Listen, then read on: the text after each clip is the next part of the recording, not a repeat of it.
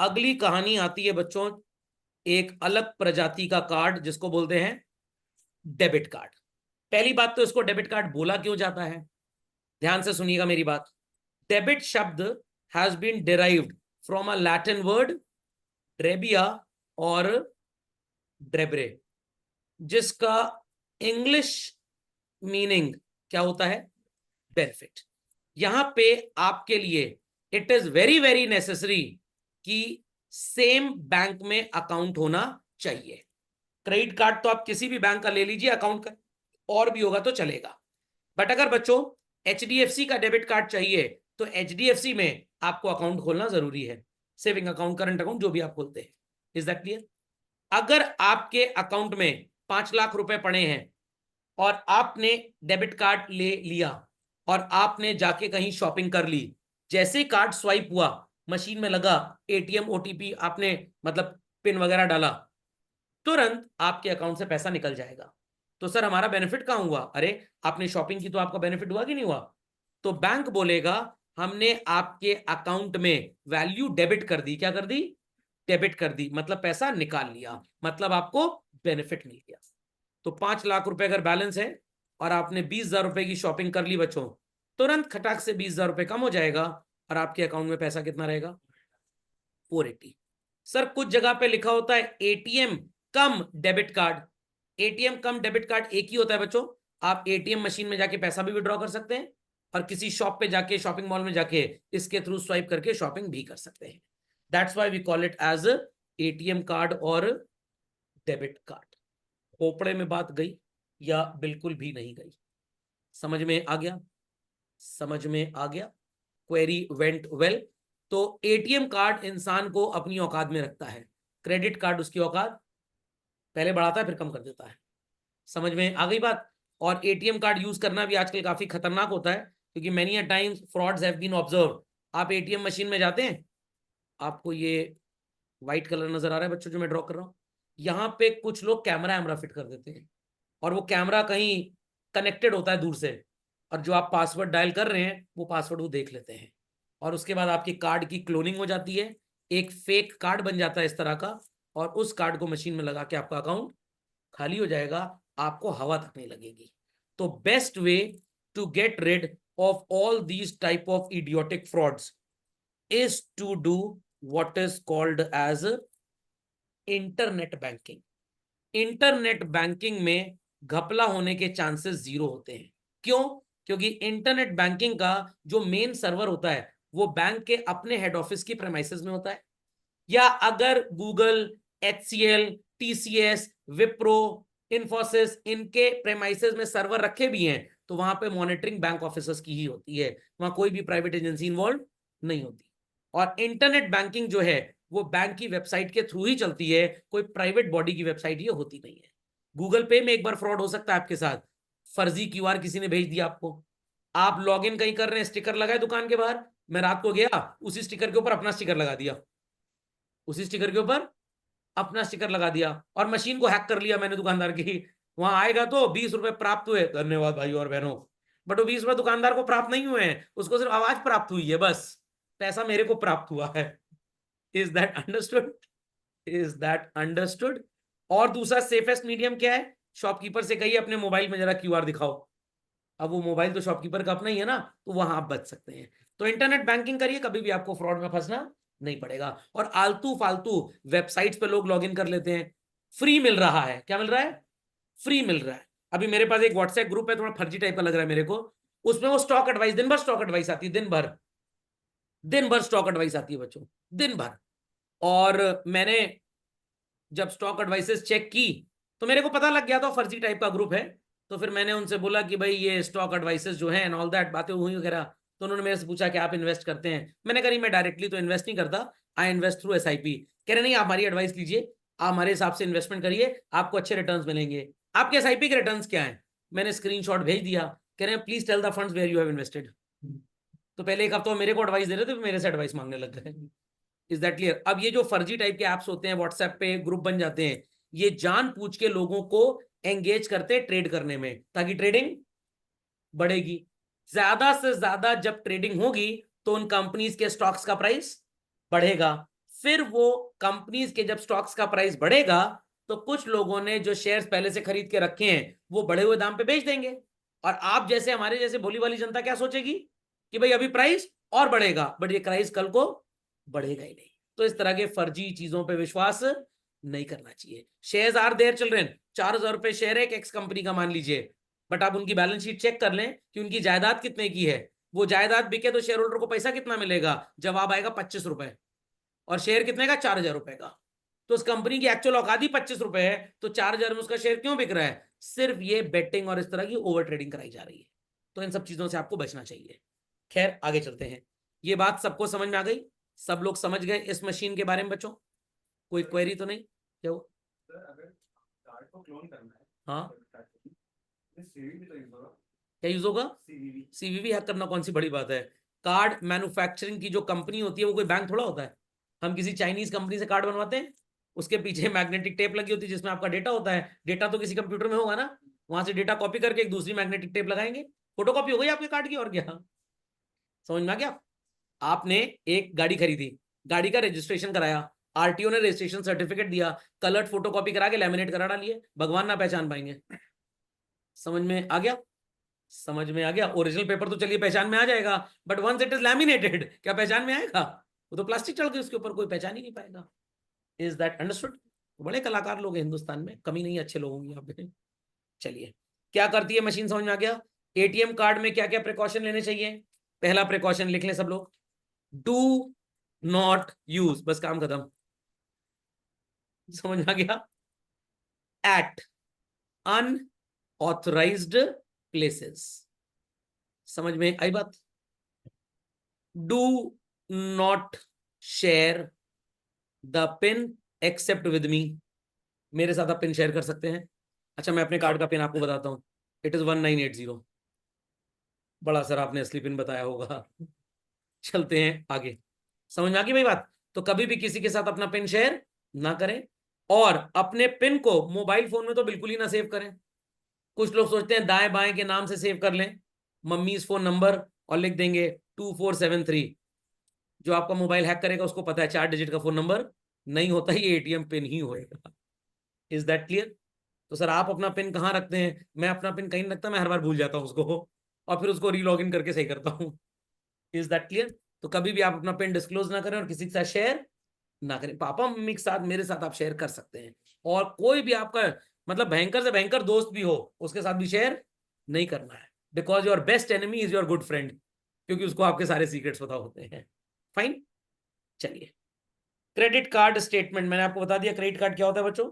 इस तरह की स्टेटमेंट आती है, टेलीफोन नंबर, कौन सी बैंक का क्रेडिट कार्ड है, कितने का अमाउंट है वगैरह वगैरह, कितना आपकी लिमिट थी, जैसे मेरे एग्जांपल में 42,000 है, आपने कितना पैसा विड्रॉ किया, कितनी लिमिट आपकी बची है। समझ में आ गया। तो इसमें एक लिमिट आपको दी जाती है, इससे ऊपर आप शॉपिंग कर ही नहीं सकते। पता लगा अनलिमिटेड दे दिया गया 1 करोड़ रुपए, और लेके पैसा शॉपिंग करके भाग गए, ऐसे भी फ्रॉड होते हैं, बट पहले हुआ करते थे। अब बैंक देख समझ के सोच समझ के आपको पैसा देता है। फाइन। बाकी मेरे ओपिनियन में तो इन सब चीजों में फंसना ही नहीं चाहिए। They should only be used as a part of emergency. और हमारे यहाँ कार्ड निकाला, बढ़िया भोकालबाजी बनी एकदम, तो ये शो ऑफ में ही आदमी मरा जा रहा है यहाँ पे। समझ में आई बात। तो एक बार एक मेरी कोलीग थी, उनको खरीदना था आईफोन 12 का जमाना था, तो she asked me, sir credit card है आपके पास। मैंने कहा हाँ। कैसे देंगे क्या, मैंने क्यों, कि सर वो क्रेडिट कार्ड पे आईफोन सस्ता मिल रहा है, ईएमआई मिल रहा है। मैंने जब औकात नहीं खरीदने की तो काहे खरीद रहे हो, जाके नोकिया का सैमसंग का कोई फोन खरीद लो। समझ में आ गया। तो बिक जाएंगे बट उधार में खरीदेंगे जरूर, क्या फायदा भाई, क्या फायदा। और लोग कहते हैं सस्ता मिलता है, कुछ सस्ता नहीं मिलता बच्चों, कुछ सस्ता नहीं मिलता। जहर की दुकान पे जाइए और कहिए क्रेडिट कार्ड से जहर बेचोगे, दिमाग खराब है क्या, मर जाओगे तो पैसा कौन देगा कल को। पैसा तो बैंक वालों को देना, तो बैंक को कौन पैसा देगा। तो जहर भी इस दुनिया में क्या फ्री मिलता है बच्चों, नो। तो अगर कोई क्रेडिट कार्ड पे चीजें सस्ती मिल रही हैं, इसलिए सस्ती मिल रही हैं, वो आपकी कंपेल्ड स्पेंडिंग, इंड्यूस्ड स्पेंडिंग कराना चाहते हैं। एक बार क्रेडिट कार्ड आ गया और चस्का लग गया दाएं दाएं स्वाइप करके यूज करने का, तो आपके खर्चे बढ़ जाएंगे। तो आपको अगर अपने खर्चे बढ़ाने हैं, अवश्य क्रेडिट कार्ड ले लें। लाई चने की दुकान पे जाओ, वो क्रेडिट कार्ड से पेमेंट लेता है, बिल्कुल नहीं लेता। सुलभ कॉम्प्लेक्स वाले लेते हैं पेमेंट, नहीं लेते। तो नेसेसिटीज कोई भी क्रेडिट कार्ड से नहीं देगा आपको, सिर्फ कंफर्ट्स और लग्जरीज ही मिलती हैं, क्योंकि उसी में बिजनेसमैन की अर्निंग ज्यादा होती है और सिर्फ अननेसेसरी का खर्चा बढ़ता है आपका। ओके, चलिए। तो पिन जब आपके पास आता है बच्चों, तो इस तरह का एक एनवलप आता है, यहाँ ये छेदा छेदा रहता है, याद करिए। और ये ब्लैक कलर का ये क्यों होता है सर? इसके पीछे यहाँ पे पिन होता है। अगर आप नहीं देख पा रहे हैं तो नजर भी नहीं आएगा आपको, परेशान हो तो ये, क्योंकि थोड़ा छोटा छोटा ही लिखा हुआ है ये। ध्यान से देखिए बच्चों, ये कुछ हल्का सा नजर आ रहा होगा आपको, थोड़ा डार्क स्पेस है यहाँ पे।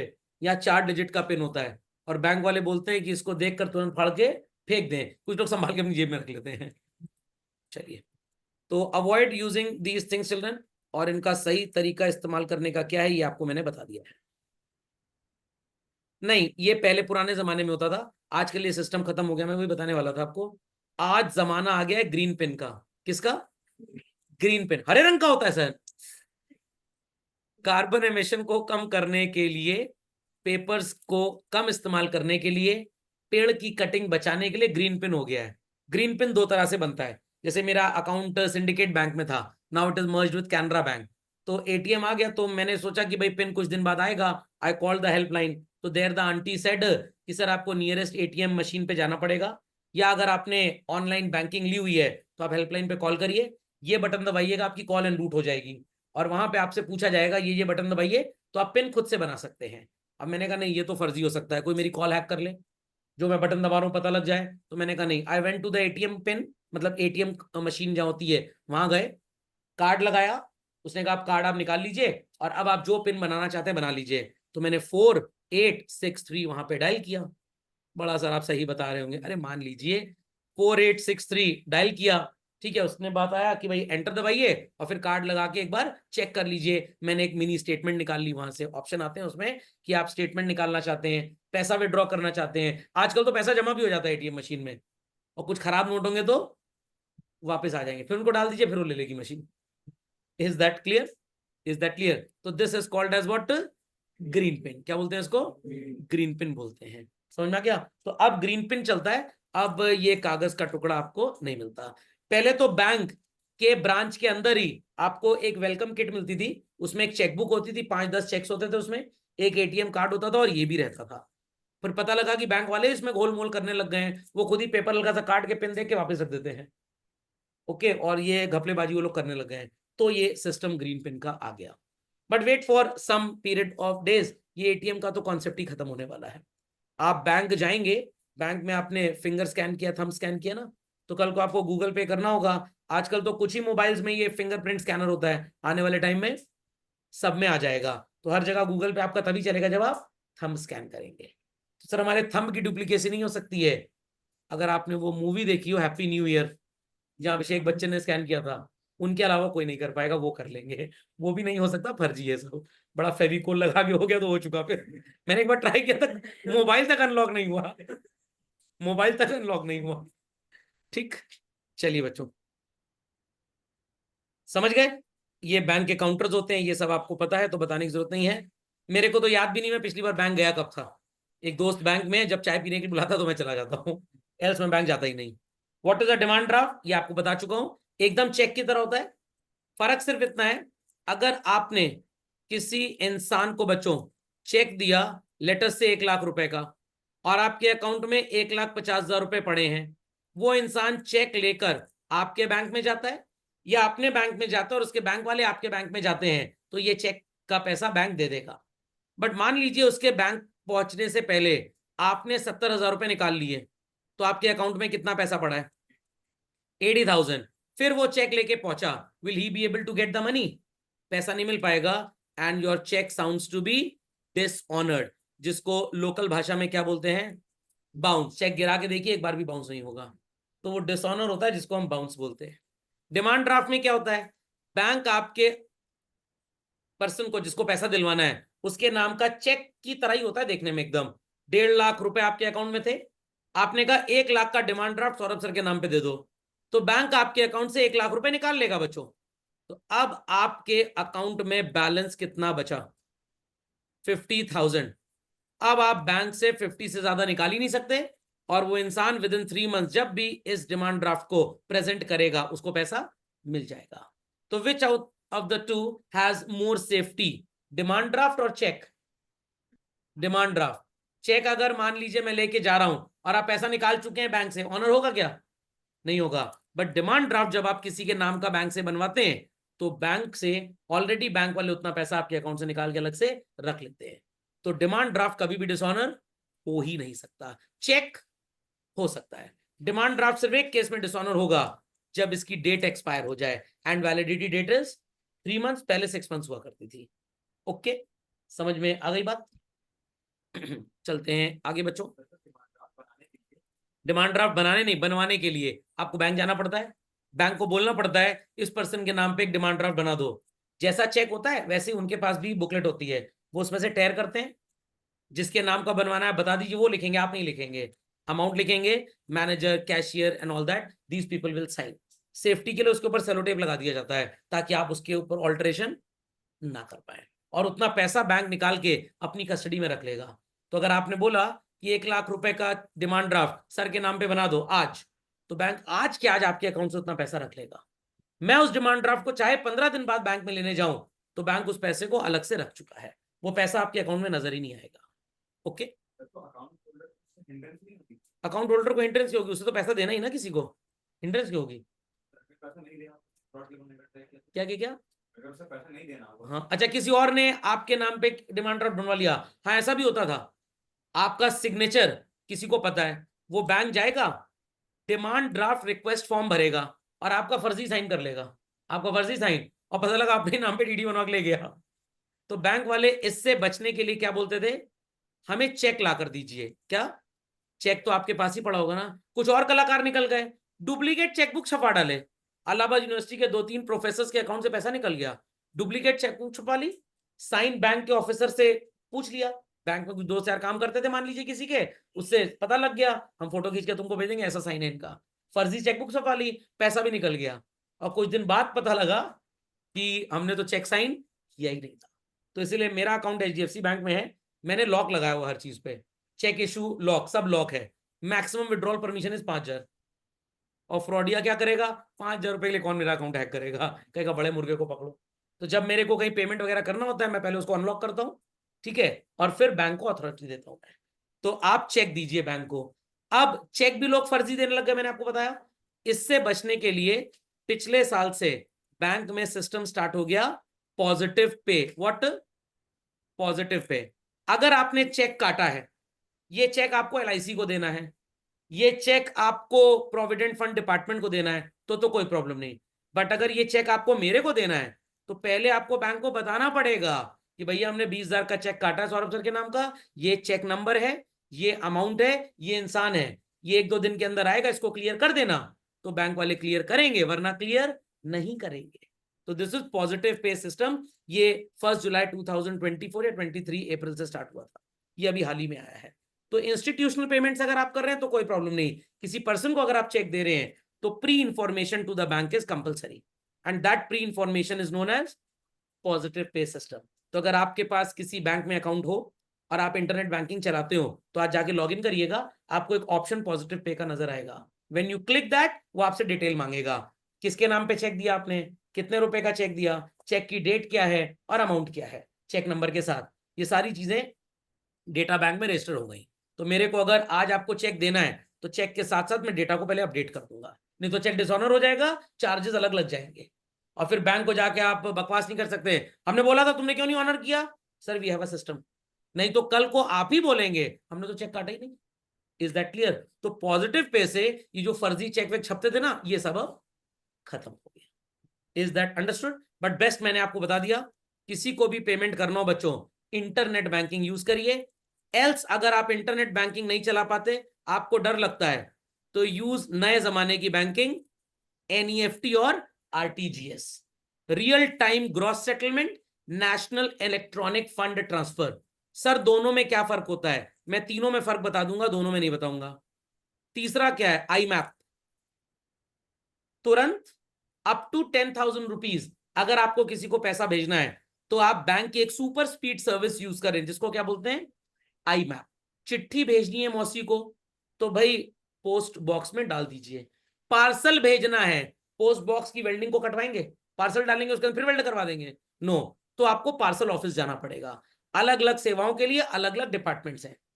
2 लाख रुपए तक का पेमेंट है, ट्रांसफर करना है आपको, टाइम की टेंशन नहीं है, 2-4 घंटे में पैसा जाए तो चलेगा। The name of the service is NEFT. तुरंत भेजना है पैसा, 2 लाख रुपए से ऊपर है तुरंत भेजना है, वेट नहीं कर सकते, इट इज आरटीजीएस। सर ऐसा क्यों किया गया? भाई आप जिस प्रकार की सेवाएं लेना चाहते हैं उस प्रकार के चार्जेस हैं।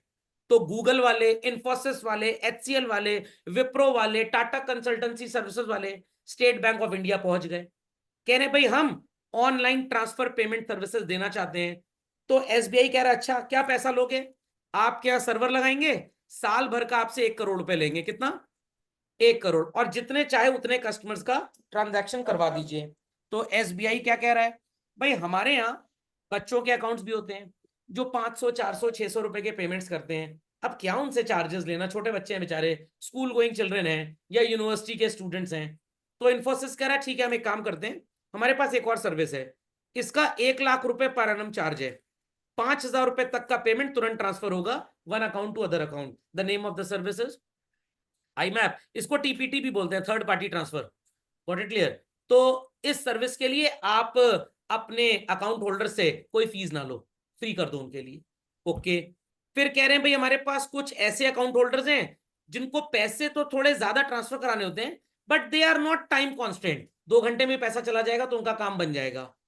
तो टाटा कंसल्टेंसी सर्विस कह रहे हैं ठीक है इसके लिए एक सर्वर लगा देंगे, आप हमको 10 लाख दे दो। इसका कितना? 10 लाख। टाटा कह रहा है कुछ लोग ऐसे हैं जो गवर्नमेंट प्रोजेक्ट्स वगैरह में डील करते हैं और वो कहते हैं कि भाई जब हम रिक्वेस्ट डालें तुरंत पैसा जाना चाहिए, 5 मिनट का भी डिले नहीं होगा, नहीं तो गवर्नमेंट हमारा प्रोजेक्ट कैंसिल कर देगी। तो टाटा कंसल्टेंसी सर्विस कहता है ठीक है 50 लाख रुपए दे दो। तो कुल मिला के 61 लाख रुपए एसबीआई वाले टाटा कंसल्टेंसी सर्विसेज को देंगे। टाटा वाले 3 सर्वर लगाएंगे, एक होगा आईमैप सर्वर, एक होगा एनईएफटी सर्वर और एक होगा आरटीजीएस। तो आप बैंक गए, आपने कहा कि भाई हमने घर खरीदा है, हमको उसका पेमेंट बिल्डर को करना है। अच्छा कितनी देर में? 2 घंटे के अंदर पेमेंट हो जाएगा? हाँ हो जाएगा। तो बैंक वाले कहेंगे 10 रुपए लगेगा। कितना? 10 रुपए, और हम आपका पेमेंट करा देंगे। कितने का पेमेंट था? 2.5 करोड़ रुपए का। कितने का? तो बैंक कहेगा ठीक है बट 2 घंटे का टाइम चाहिए। तो बैंक आपसे कहेगा 2.5 करोड़ रुपए आपके अकाउंट में है, बिल्डर का अकाउंट डिटेल वेरीफाई करा दीजिए, हम ट्रांसफर कर देंगे। और कितने पैसे लेगा? 10 रुपए। बट आप कहेंगे नहीं नहीं नहीं नहीं, तुरंत पैसा ट्रांसफर होना है। बैंक कहेगा फिर 100 रुपए चार्जेस हैं। Are people understanding? बैंक को अलग से स्टाफ रखना पड़ता है इसके लिए, उसकी सैलरी देनी पड़ती है जो डेडिकेटेड यही काम करे। तो आरबीआई ने किसी जमाने में रूल बनाया था, IMPS service will be practically free, NEFT charges will be very less but it will be time taking. और किसी जमाने में तो बैंक को बोला गया था दिन भर में 24 एनईएफटी कर सकते हो बस। कितने? 24, क्योंकि उनके पास टेक्नोलॉजी नहीं थी। अगर 100 ट्रांजैक्शन हर बैंक करेगा तो नेटवर्क ही जाम हो जाएगा। और अगर और फास्ट सर्विस चाहिए तो इट इज आरटीजीएस। आज की तारीख में ये सब एक हो चुका है बच्चों। आप एनईएफटी भी करेंगे ना, 2 से 4 मिनट में पैसा ट्रांसफर हो जाता है, आरटीजीएस में 2-3 सेकंड में हो जाता है, आईमैप में तुरंत हो जाता है। एनईएफटी 90% बैंक्स का प्रैक्टिकली फ्री हो चुका है आज की तारीख में। क्यों सर? वो आपको जब अकाउंट खोलने को बोलते हैं तो बोलते हैं ना कुछ मिनिमम बैलेंस रखिए। मान लीजिए मिनिमम बैलेंस बोल दिया 5,000 रुपए, इससे नीचे नहीं जाना चाहिए। इस पैसे को किसी को लेंड कर देते हैं, उससे इतना कमा लेते हैं कि ये सर्विस आपको फ्री में भी वो दे सकते हैं। आरटीजीएस आज भी चार्जेबल है, बहुत ज्यादा नहीं होता, 5-10 लाख का भी ट्रांसफर कराना है तो 2 रुपए, 5 रुपए, 10 रुपए बस ऐसे ही लगता है। समझ में आ गया? तो आप किस तरह की सेवाएं बैंक से चाहते हैं उस तरह से बैंक आपको स्पीड प्रोवाइड कर देगा। तो NEFT maximum time is 2 hours. हाँ 2 घंटे से ज्यादा अगर डिले हुआ तो कंज्यूमर फोरम कोर्ट में जाके आप बैंक की बैंड भी बजा सकते हैं। तो इसके लिए आरबीआई ने बोला ज्यादा झिलाना नहीं है। आरटीजीएस इज इंस्टेंट, यहाँ बैंक का एम्प्लॉय एंटर का बटन दबाएगा तुरंत पैसा खट से ट्रांसफर हो जाएगा। आप गूगल पे करते हो ना, उससे भी ज्यादा तेज ट्रांसफर है ये। गूगल पे 1 सेकंड 2 सेकंड ले सकता है, ये उससे भी तेज है। सर हमको तो मैसेज शाम को आता है, मैसेज तो कभी कभी आता ही नहीं है शाम की बात तो छोड़ ही दीजिए। People understood this thing? पक्का? चलिए। सो डिमांड ड्राफ्ट इस तरह का होता है, मतलब सॉरी फॉर्म इस तरह का होता है बच्चों। आपको नाम ब्रांच का भरना पड़ता है, डेट, किसके नाम पे डिमांड ड्राफ्ट बनना है उसका एड्रेस भी डालना पड़ेगा, सो कॉल्ड उसका फोन नंबर, कितने रुपए का बनना है ये भी आपको मेंशन करना है, आपका अकाउंट नंबर क्या है, वर्ड्स में भी लिखना पड़ेगा, किसके अकाउंट में पैसा जाएगा आपको ये भी लिखना पड़ेगा। आजकल सेम फॉर्म आपको भरना पड़ता है फॉर एनईएफटी एंड आरटीजीएस। आप खुद से भी कर सकते हैं एनईएफटी आरटीजीएस कंप्यूटर पे इंटरनेट के थ्रू बैंक के ऑनलाइन पोर्टल से। डर लगता है आपको कि पैसा गलत ना चला जाए, आप बैंक में जाके ऐसा फॉर्म भर दीजिए, बैंक वाले ही काम कर देंगे। समझ में आ गया बच्चों? तो अब डिमांड ड्राफ्ट वगैरह की कहानी सिर्फ और सिर्फ कहां काम आती है? मान लीजिए आपको गवर्नमेंट टेंडर के लिए अप्लाई करना है। अब आप पता नहीं किस तरह के इंसान है, गवर्नमेंट को आपके ऊपर भरोसा नहीं, तो गवर्नमेंट कहेगी 1 लाख रुपए का डिमांड ड्राफ्ट पहले जमा कर दो एज सेफ्टी एंड सिक्योरिटी, क्या फ्रॉड तो नहीं है? तो बस वही डिमांड ड्राफ्ट काम आता है, एल्स डिमांड ड्राफ्ट की कहानी बंद हो चुकी है। अब डिमांड ड्राफ्ट कुछ दिन बाद आपको हिस्ट्री किताब में नजर आएगा। Is that understood? आजकल ये एनईएफटी और आरटीजीएस ही चलता है। खोपड़े में बात गई चलन? पक्का? चलिए, like this we have a demand draft children. Person का नाम, अमाउंट इन वर्ड्स यहां पे होगा 10000 लिखा ना, 1000, यहाँ पे 1000 और इसके ऊपर सेलो टेप लगी रहती है। ब्रांच मैनेजर का सिग्नेचर होता है यहाँ पे डेट, एकदम चेक की तरह लग रहा है। आप नहीं बनाते, आप बैंक से बनवाते हैं। कोई क्वेरी इसके ऊपर किसी की भाई? पक्का? चलिए, तो इंटरनेट बैंकिंग की कहानी अगले लेक्चर में आपके साथ शेयर करेंगे।